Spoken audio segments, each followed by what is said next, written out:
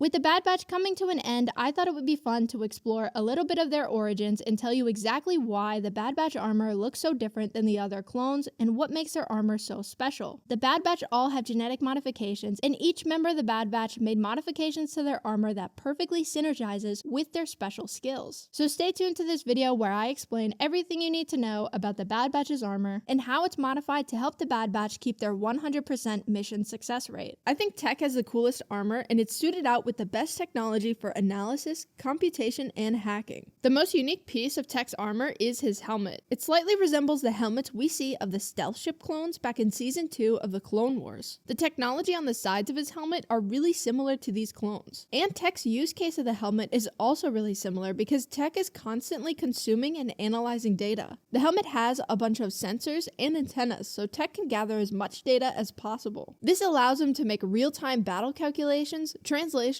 and flight trajectories. Before any battle, you can pretty much see that Tech is calculating something on his datapad. He even consumes data in the middle of a battle, especially if the team needs precise coordinates for a specific attack. My favorite time he does this is when he tells Hunter where to throw a grenade so Crosshair can shoot it at the perfect time to kill as many droids as possible. Also, a thing I love about him is he usually analyzes after each battle to get feedback on how he can do better. He even gives himself a little grade sometimes. This just shows how important the mission is to him and how dedicated he is to improving. His helmet also allows him to get an augmented reality type view of the world and allows him to analyze any amount of terrain in an extremely quick time. Besides his helmet, Tech's backpack is full of sensors, EMPs, hacking equipment, or anything he might need to infiltrate a specific target. On top of Tech's backpack holds what seems to be some sort of server with antennas sticking out, where Tech can store the data he collects and run calculations on it. This is likely what gives Tech real-time battle analysis and makes him such a vital member of any mission. Tech is genetically modified to have enhanced computational and analytical skills. This doesn't make him any less emotional though, because you still see him doing everything necessary to save Omega and his squad. In times of danger, Tech doesn't hesitate to take any action required. And before this video gets too sad, let's move on to the next member's armor, Hunter. Hunter is my favorite Bad Batch member, but I'd love to hear yours because it's pretty hard picking which is the best. But anyways, Hunter's armor is a modded up version of the Republic Commando Kataran class armor. His most iconic piece of his armor is his hunting knife that encloses really nicely into a wrist pocket. The next most unique thing about his armor is his helmet. His helmet closely resembles Phase 2 armor but with quite a few modifications. Hunter's genetic modifications are having heightened senses. Hunter can sense anything with an electromagnetic signature on a planet, and his helmet allows him to reach his full potential and stay protected. His helmet has a lot of space in the front, and his helmet contains amplification near his ears, so he can use all of his heightened senses to help track down a target. His armor is slightly less bulky, and we can definitely see why when we start to analyze Hunter's fighting style. Hunter likes to do quite a bit of acrobatics and moving around during a fight, which makes him so much more deadly because he is extremely fast. His less bulky and lighter armor gives him the agility he needs in battle. Honestly, just give him a lightsaber because with his agility and heightened senses, he could probably be a Jedi. Hunter's armor is also well equipped with blasters, grenades, and any other gear he might need for tracking and infiltrating a target. What's awesome about the Bad Batch's armor is that they're almost bulletproof. We see Hunter surviving a shot from Cad Bane, and Wrecker also surviving a few shots. What makes the armor so special is the specific material the Republic chose to use. The material is supposed to dissipate energy from the blaster so the wearer isn't harmed. The energy from the blaster still has to go somewhere though, and it usually knocks the wearer back pretty hard, which is why we see the squad passing out whenever they get hit with blaster fire. Hunter's genetic modifications also allow him to be extra skilled with sensing people. He seems to react to blaster fire before it happens, and it's amazing to see him in action. He can also tell when his team needs help, and he can pretty much read his squad's mind at times. This is a skill much needed for a team leader, and Hunter lives up to the challenge to become one of the greatest. Now for another amazing Bad Batch member, up next we have Wrecker. His armor is expanded to fit his large muscles, and it seems to cover his entire body in a bulky set of protection. Wrecker's armor seems a little less versatile than the rest of the group, but it still offers him enough movement so he can use his strength to the fullest potential. Like Hunter, his armor does pretty well at saving him from blaster fire, as we see him in episode 1 being shot by Crosshair, and again a few episodes later being shot by a few droids. His armor seems to cover his body a lot more than the others in the group, which fits his genetic modifications really well. Wrecker is genetically modified to have superhuman strength, and it lets him lift crazy amounts of weight like we saw him lifting an entire gunship.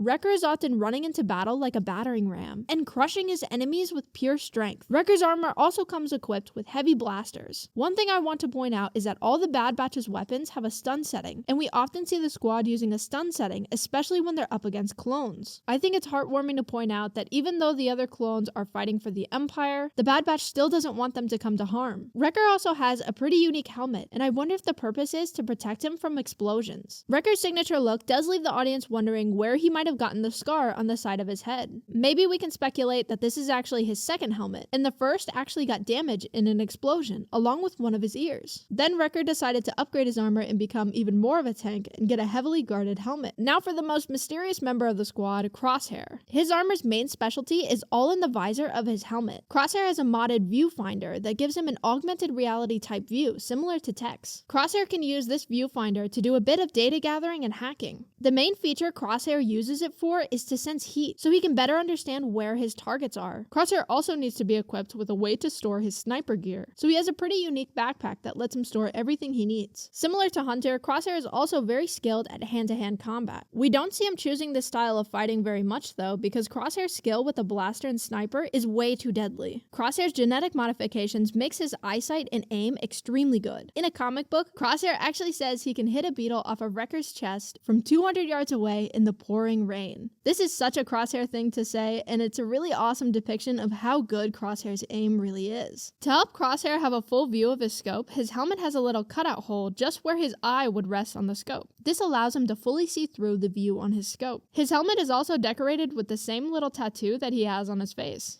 Crosshair's armor is also pretty versatile, and it doesn't cover too much of his body, and it allows him to move around really quickly. He likely wouldn't need as much protection as Wrecker, and this extra versatility does help him quite a bit during missions because he can be extra fast to react to the battle. Crosshair's genetic modifications combined with his gear makes an extremely deadly combo, and I'm really glad he's back on the Bad Batch's side. A fighter like Crosshair would be far too dangerous in the Empire's possession, but I think the only reason he sided with the Empire during Order 66 is because of his genetic modifications. It didn't seem like his inhibitor chip was working during the order, but Crosshair was still very eager to comply. I think his modifications made him out to be a bit more prone to following orders than the other clones were. Even Omega said herself in Season 1 that Crosshair couldn't help but to follow orders. Luckily, Crosshair broke free of any kind of modifications and he seems to be himself again. Now for the last member of the Bad Batch, Echo. Echo doesn't have any genetic modifications, but he does have some cybernetic mutations that allow him to be an extremely important member of the Bad Batch. Echo's armor is the closest to Phase 2 Republic Clone Trooper armor. The main differences in his armor is that his helmet has a cutout in order to fit his cybernetic components that are on his head. Also, his cybernetic components allow him to gather data from his cybernetic arm. He is almost half droid because he is able to hack and control command stations just by using his arm. If you think back to how R2-D2 is able to fix and control ships or hack command stations by using a little tool in his body, that's pretty much what Echo can do just by using his robotic arm. Normally, someone in the Star Wars universe would have replaced their real arm with a cybernetic hand, but Echo opted for something much more useful. Another thing about Echo is that he kept the tradition of the Republic clone troopers, and he still has a comma around his waist. Of course, the comma is now in the traditional Bad Batch colors instead of his 501st colors. Most of Echo's modifications to his armor are all centered around his cybernetic components. Echo has similar tools to Tech as far as data gathering and hacking, except most that Echo does is all internal with his cybernetics. It also looks like Echo has a server on his backpack similar to Tech's, and I'm guessing this is so Echo can run real-time calculations and store data. Even though Echo isn't genetically modified, his intelligence and battle strategy is still really advanced. In the series finale, we learned that one of Echo's specialties is strategy, and that was something he passed down to Omega as well. I'm hoping we're going to see a lot more of Echo's story because I missed him a lot in Season 3. Echo didn't seem like he got enough attention throughout the Bad Batch, but I'm still hoping we don't have to see the end of his story just yet. Even though we didn't see Echo as much as I'd liked, we still see that he had a large impact in the lives of Rex and the Clone Rebellion. I'm wondering how Rex's mission relates to the overall rebellion that we see forming in the animated show Rebels. I'm thinking there is a big reason that Dave Filoni left a lot of the questions unanswered about Rex and Echo. We still haven't gotten a resolution to the political conflict Rex and Senator Chuchi were working on. Also, considering Hera was featured in a couple episodes of the Bad Batch, I would have expected a larger connection to Rebels. We can also see Rex's armor changing a little bit to match his armor design we see in Rebels. I'm really interested in seeing more of Rex and the other clones. Cody, Wolf, and Gregor didn't really have satisfying conclusions in the Bad Batch, and I'm hoping their story doesn't end with the series. I have a feeling we will get another Clone Wars Saga animated show centered around Echo and Rex's rebellion. If you want to hear more about that, check out my video here. I go over exactly why I think we will get another animated show. Also, comment down below what types of videos you want to see next. That's it for today's video. Thank you so much for watching, and thank you for subscribing. I'll see you guys in the next video. May the Force be with you.